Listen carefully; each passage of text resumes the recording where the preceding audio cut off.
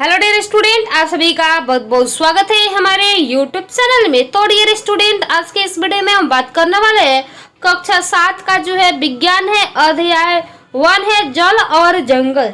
जल और जंगल के इस चैप्टर के जो भी प्रश्न अभ्यास रहेगा इस वीडियो में हम बताने वाले हैं विस्तार पूर्वक से।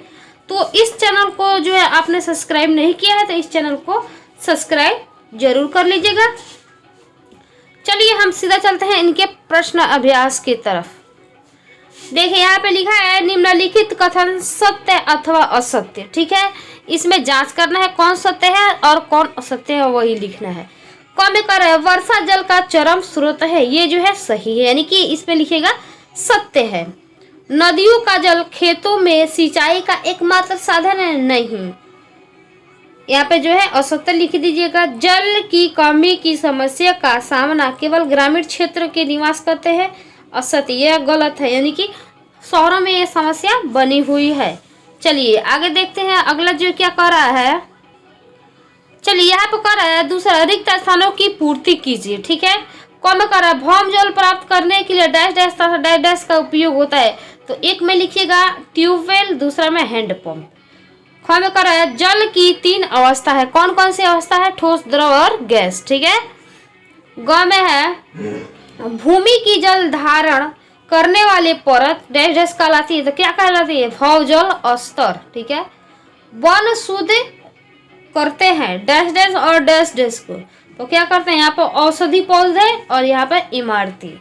वन में क्षयवान पत्ती और जंतु डैश डैश को समृद्ध करते हैं, तो यहाँ पे लिखेगा मिट्टी। 6 में कह रहा है सूक्ष्म जीवों द्वारा मृत पादपों पर क्रिया से डैश डैश बनता है, तो क्या बनता है, ह्यूमस बनता है। ठीक है, चलिए अब जो कह रहा है तीसरा में कह रहा है समझाइए कि भौजल की पुनः पूर्ति किस प्रकार होती है।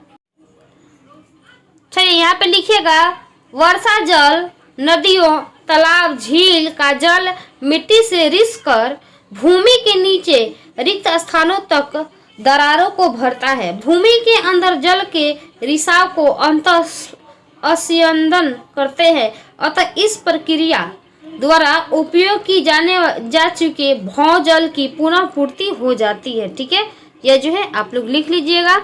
आगे बढ़ते हैं। चलिए कह रहा है भौजल स्तर के नीचे गिरने के लिए उत्तरदायी कारक को क्या करे, समझाए।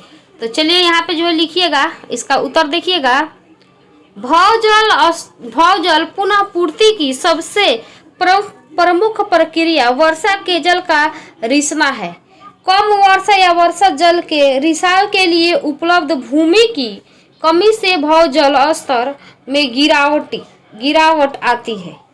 जनसंख्या वृद्धि, औद्योगिकरण, कृषि, वनरोपण आदि की भौजल स्तर को प्रभावित करने वाले कारक हैं। ठीक है, चलिए आगे देखते हैं। चलिए इसमें 5 नंबर कह रहा है कम से कम जल का उपयोग करते हुए बगीचे लगाने तथा रख रखाव के लिए क्या कदम उठाएंगे। तो यहाँ पे जो है लिखिएगा 5 नंबर का उत्तर देख लीजिए। यहाँ पे पहला लिखा है ड्रिप बूंद सिंचाई का इस्तेमाल करके, दूसरा नलकूपों के जल को पाइप द्वारा बगीचे में ले जाकर उपयोग करेंगे जिससे जल की खपत कम होगी। ठीक है, 6 नंबर में कर रहे हैं ऐसे 7 उत्पादों के नाम बताइए जो हम वनों से प्राप्त करते हैं। तो क्या क्या हम वन से प्राप्त करते हैं, यहाँ पे देख सकते हैं। यहाँ पे औषधि उत्पादन, ईंधन, लकड़ी, इमारती, फल फूल, शहद, मसाले, अनिवार्य तेल। ठीक है, बहुत सारे जो हम वनों से जो है प्राप्त करते हैं। चलिए 7 नंबर में कह रहे हैं वनों में कुछ भी व्यर्थ नहीं होता है, क्यों, समझाइए। वनों में कुछ भी व्यर्थ नहीं होता है, क्यों, समझाइए। तो इसका उत्तर लिखिएगा। यहाँ पे देखिए वनों में घास जो छोटे छोटे जीवों का भोजन है, घोड़े, हाथी, अनेकों जानवरों के वनस्पति भोजन है। मृत जीव जंतु भी अवघटित होकर ह्यूमस में परिवर्तन हो जाता है। यही कारण है कि वनों में कुछ भी जो है व्यर्थ नहीं होता है। 8 नंबर में है अपघटक किसे कहते हैं, ये वन एवं जीवों की वृद्धि में किस प्रकार सहायक है। चलिए इसका उत्तर लिखिएगा कुछ जीव इतने छोटे हैं जिससे हम सूक्ष्म जीव सूक्ष्म जीव की सहायता से देख सकते हैं। ऐसे जीव को सूक्ष्म जीव कहते हैं। ये सूक्ष्म जीव अपघटक कहलाते हैं। सूखी पत्तियों के नीचे ह्यूमस की परत देखी जा सकती है। मरे हुए जीव जंतु भी अपघटित होकर ह्यूमस में परिवर्तित होते हैं, जो अंततः पौधे के पोषण में सहायक होते हैं और जिससे खाद्य श्रृंखला की पूरी होती है, साथ ही पोषण का चक्र भी पूरा होता है। ठीक है, चलिए आगे देखते हैं।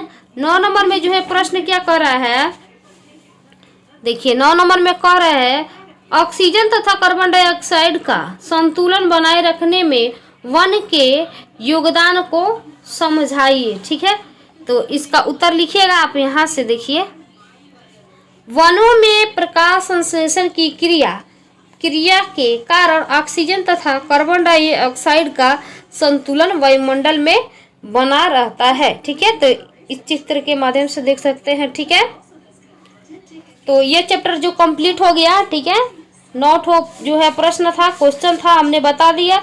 चलिए हम अगले वीडियो में जो हम बताएंगे आपको अध्याय 2। ठीक है, देखिए जंतुओं में पोषण। चलिए हम फिर मिलते हैं अगले इंटरेस्टिंग वीडियो में। तब तक के लिए हमारे चैनल से जुड़े रहे। Thank you for watching my video को एंड तक देखने के लिए बहुत बहुत धन्यवाद।